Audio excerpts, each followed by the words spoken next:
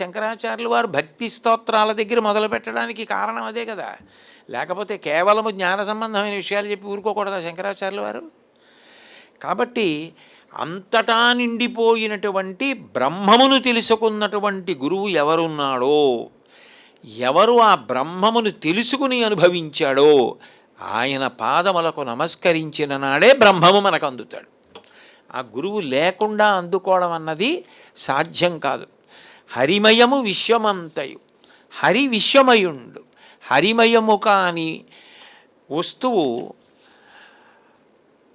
వంశ పావన వింటే, అసలు నువ్వు జాగ్రత్తగా వింటే వంశమును పావనం చేసిన ఓ పరీక్షిన్ మహారాజా, హరిమయము విశ్వమంతయు, విశ్వమంతా హరిమయమే.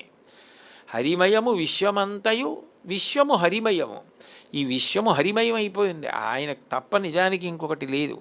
కానీ ఆయన లేని పరమాణువు లేదు వంశపావన వింటే. పరమాణువు కూడా ఆయన కానిది లేదు. కానీ అట్లా చెప్పినంత మాత్రం చేత తెలుస్తుందా? పాలలో నెయ్యి ఉంది అంటే తెలుస్తుందా? అంత తేలిగ్గా ఎలా కనపడుతుంది నెయ్యి? ఎంత సాధన చేయాలి?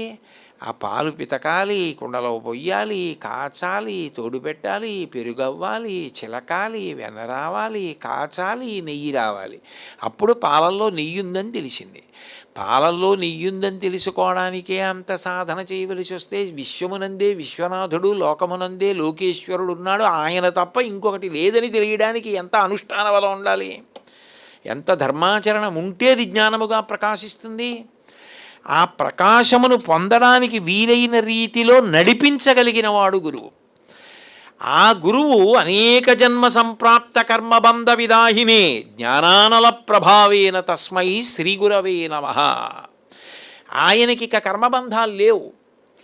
ఆయన చూడ్డానికి విచిత్రం ఏంటంటే కర్మబంధాలలో ఉన్న మనం ఎలా ఉంటామో గురువుగారు కూడా అలాగే ఉంటారు.